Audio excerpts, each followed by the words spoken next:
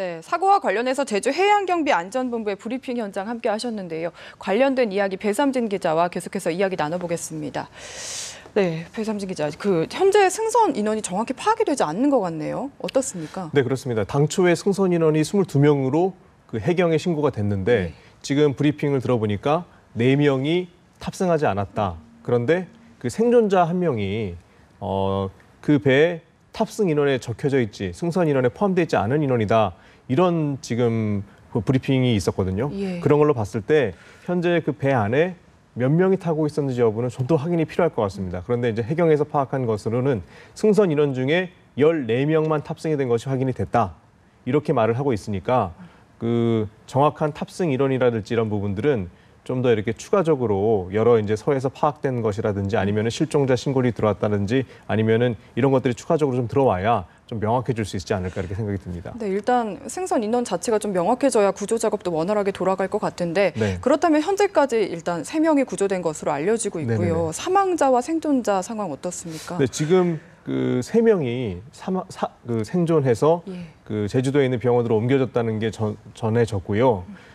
애초에 이제 처음 사망자가 1명이 나왔는데 추가적으로 2명이 더 나왔다 해서 현재까지 생존자 3명, 사망자 3명이 확인이 됐고 또 배 안에는 14명이 그 탑승했다는 것이 확인이 됐다. 이렇게 지금 하고 있으니까 정확하게 이 배 안에는 한 19명에서 당초 보도대로 19명에서 한 20명 정도가 탑승해 있지 않았겠느냐 이런 추정이 가능하고요. 뭐 일각에서는 좀 더 많은 인원이 탑승했을 가능성도 제기하고 있는데 그 부분은 좀 더 확인이 좀 필요할 것 같습니다.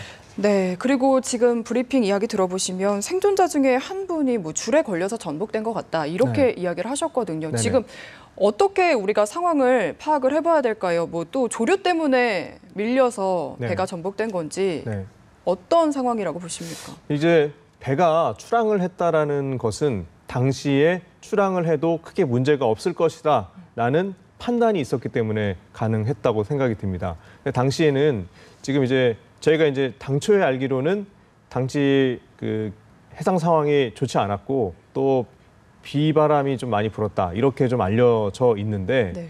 비가 많이 내리지는 않은 상황이었던 것 같습니다. 갑자기 그래서 당초에 7시에 출항을 했을 때는 그냥 너울성 파도가 있고 바람이 좀 부는 정도였는데 출항을 해서 나가다 보니까 배가 이제 해상으로 이제 계속 진입을 하다 보니까 상황이 악화됐던 것 같아요. 그래서 아까 들어보니까 한 8시쯤 돼서 넘어서 그 호우주의보까지 발효가 됐다고 하는데 예. 이제 상황이 이제 점점 악화가 되면서 그 진로가 어긋나면서 이렇게 좀 뒤집히지 않았나 이런 추정이 가능한데 좀 여러 가지 얘기가 나오고 있지 않습니까? 예. 그래서 좀 더 그런 부분은 좀 확인이 필요할 것 같습니다. 네, 지금 이야기를 들어보면은요, 네. 이게 레저보트로 분류가 돼서 네. 이 승선 인원 신고는 자율제라고 하고요.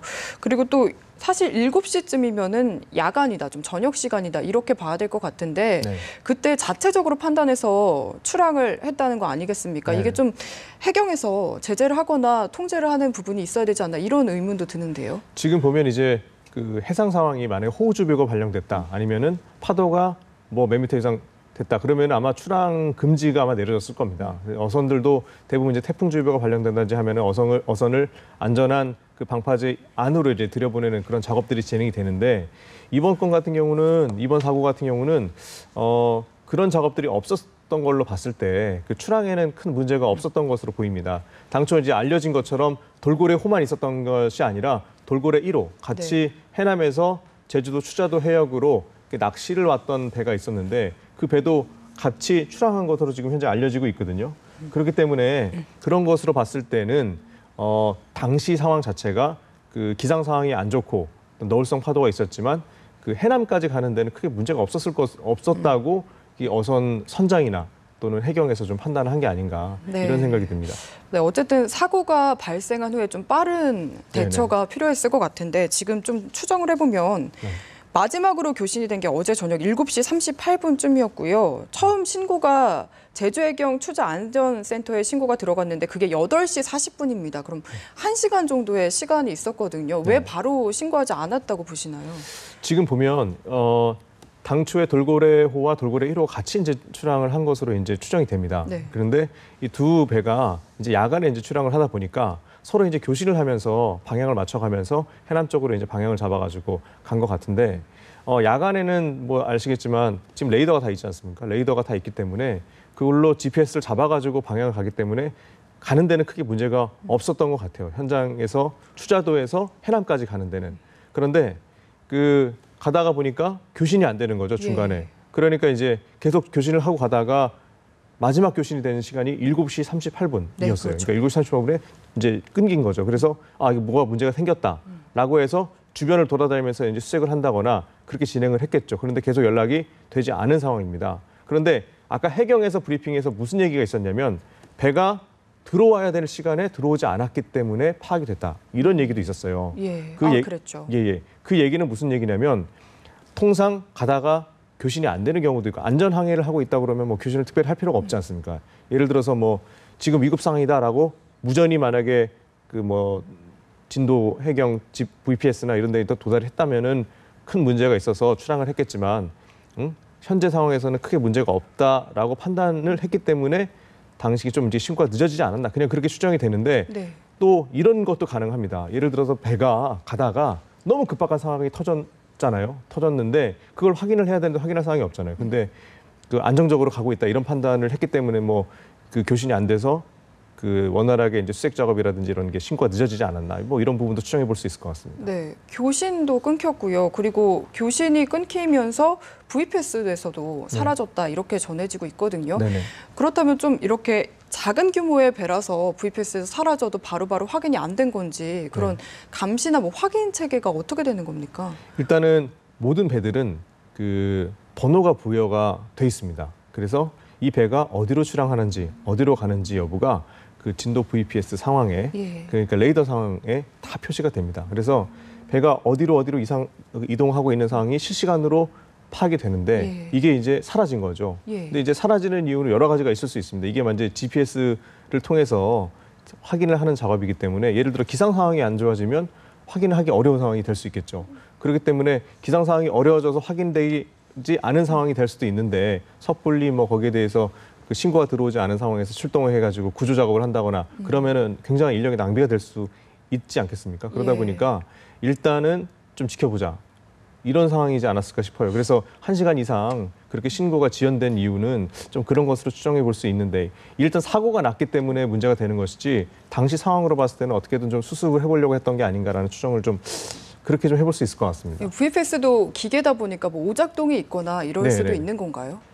그럴 가능성이 있을 수 있고요. 예를 들어서 이제 모든 배들이 다 번호가 배겨져서 이 배가 어디로 가고 또 어느 방향으로 움직이는지 여부가 이제 다 확인이 되는데 예를 들어서 이제 기상 상황이 좋지 않다거나 하면 위성과 교신하는 상황이 좋지 않을 수가 있잖아요. 특히 어제 같은 상황에서는 이 너울성 파도가 굉장히 심했고 또 알려진 바에 의하면 초속 10m가 넘는 바람이 불고 있고 또 2, 3m의 또 파도가 이제 일고 있는 상황이었고 또 1시간쯤 뒤에는 또 비가 막 폭우가 쏟아지는 상황이었기 때문에 충분히 좀 그랬을 수도 있지 않을까라고 생각이 해볼 수 있을 것 같습니다. 네, 무엇보다 뭔가 신속하게 구조 작업이 진행이 돼야 될 것 같은데요. 네.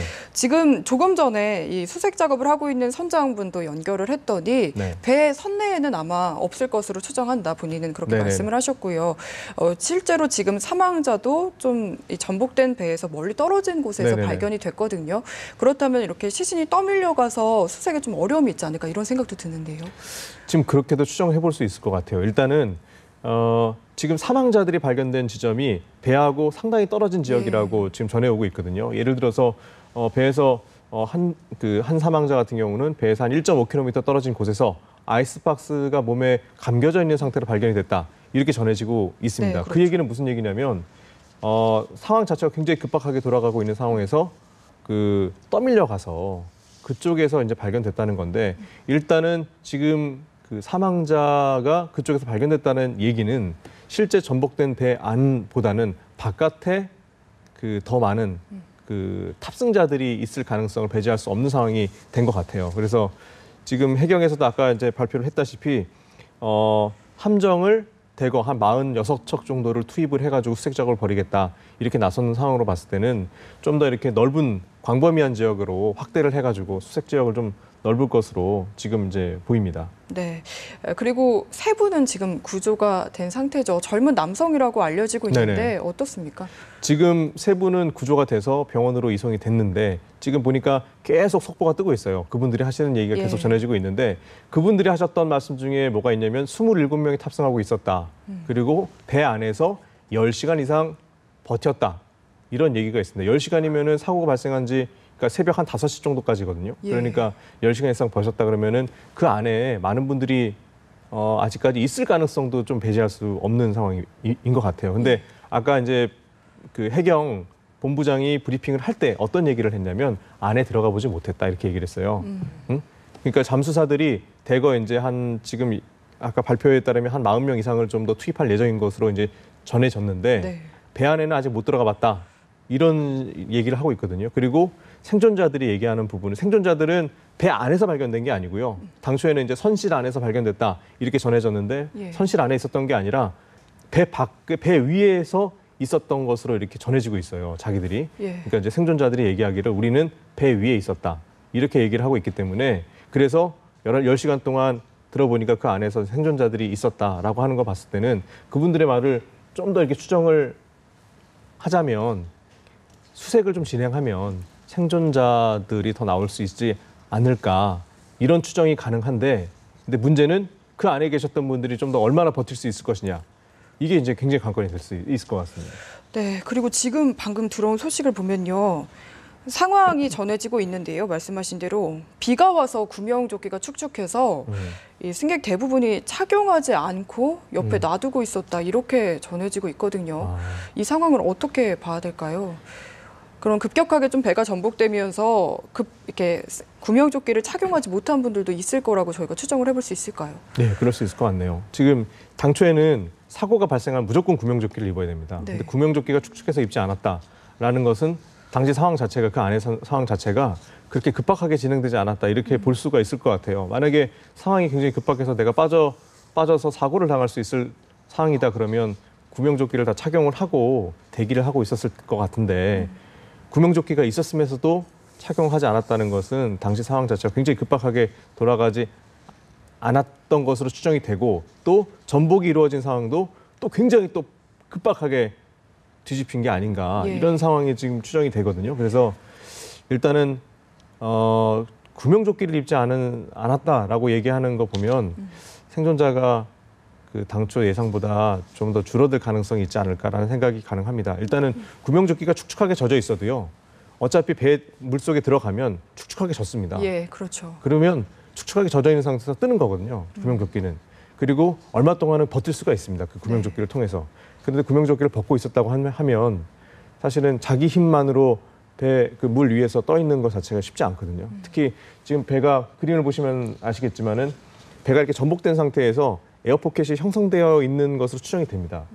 가라앉지 않았기 때문에. 그렇다고 하면 그 안에서만 이렇게 목만 내놓고 있는 상황이면 생존이 충분히 가능한 상황인데 글쎄요. 지금 구명조끼를 착용하지 않았다고 하니까 좀 상황은 좀 더 지켜봐야 될 것 같습니다. 네, 생존자분들이 이 전복된 배 위에서 10시간 이상 버티셨고요. 네네. 지금 뭐 굉장히 해상 상황도 좋지 않았고 또 체력적으로 많이 힘들지 않을까 싶은데 현재 뭐 전해지는 상황으로는 어떤 상태입니까? 좀 많이 지친 상태라고 봐야 될까? 저체온증 증세도 보이고 있다고요. 네, 지금 이제 해상이 이제 제주도 남쪽 해상이기 때문에 바닷물이 좀 따뜻하지 않겠느냐 이렇게 이제 생각하시는 분들이 있을 수 있을 것 같아요. 예. 근데 지금 제가 이제 온도를 재보지 않았기 때문에 잘은 파악이 안 되지만 아마 바닷물 온도가 한 27도에서 25도에서 27도 정도 되지 않을까 싶거든요. 근데 우리 체온이 아시겠지만 36.5도를 5도죠. 유지를 해야 됩니다. 근데 30도 이상으로 내려가면 저체온증이 생길 수밖에 없거든요. 근데 지금 보면은 10시간 이상 물속에서 있었던 상황이잖아요. 근데 다행히도 그 구조됐던 세 분은 배 위에서 있었다고 말씀하시고 있어요. 그렇기 때문에 물속에 들어가 있던 상황은 아니었거든요. 그렇기 때문에 그분들은 저체온증은 있을 수는 있는데 이게 얇은 옷을 입고 있었을 거 아닙니까? 그래서 네. 그런 상황은 아닌데 문제는 배 안에 혹시 계셨던 분들이는 물속에 있기 때문에 물속 온도가 이제 뭐 아무리 높다고 그래도 27도 뭐 이 정도 상황에서 10시간 이상 버티기는 쉽지 않을 겁니다. 그리고 지금 이제 구조되신 분들이 대부분 보면 나이가 뭐 30, 40대 이렇게 지금 추정이 되고 있거든요. 근데 예. 대부분 저 젊으신 분들인데 혹시나 그 안에 이제 나이가 좀 연세가 드신 분들이 계셨다 그러면 아마 10시간 이상 물속에서 버티는 게 쉽지만은 않은 상황이라서 지금 만약에 생존하고 있다라고 이렇게 증언이 나오고 있기 때문에 어서 빨리 이제 구조 작업을 해서 좀 더 이제 구해내는 작업을 좀 해야 되지 않을까 이런 네, 생각이 지금 듭니다. 잠수 요원 41명 그리고 함정 44척이 투입될 예정이다 이렇게 전해지고 있는데 이 수색 작업이 어떤 식으로 앞으로 진행이 되는 겁니까? 지금 이제 배 안에 탑승 인원이 지금 이제 한 20명 정도 추정이 되고 있지 않습니까? 그래서 이 상황 자체가 있는데 지금 이제 그 생존하셨던 이제 구조되셨던 분들이 하시는 얘기는 그 배 안에 27명 정도가 있었고 네. 또 본인들은 배 위에 있었다. 근데 지금 사망자로 발견되신 분들이 지금 이제 생존자들이 증언에 따르면은 같이 배 위에 올라와 있었다.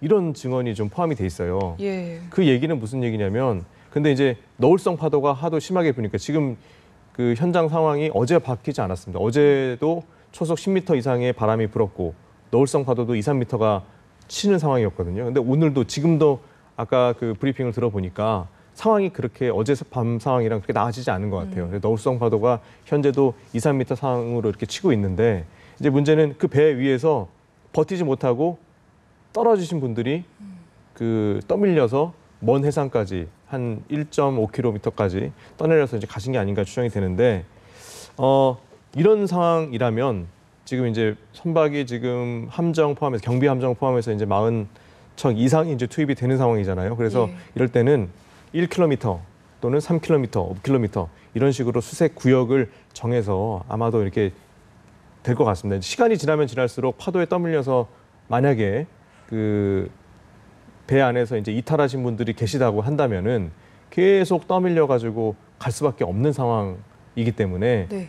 지금 이제 당장은 뭐 폭을 좁게 해서 하겠지만 좀 더 이제 발견이 더디다 그러면 이제 좀 더 넓혀 가서 수색 구역을 좀 넓히지 않을까 이런 추정을 좀 해볼 수 있을 것 같습니다. 네, 지금 사고가 난 인근 바다를 보면요. 무인도 섬, 크고 작은 섬들이 굉장히 많다. 네네. 이렇게 아까 전에 들었거든요. 네네. 그렇다면 좀 떠밀려서 무인도 근처로 가서 생존해 있을 가능성도 저희가 배제할 수는 없겠죠.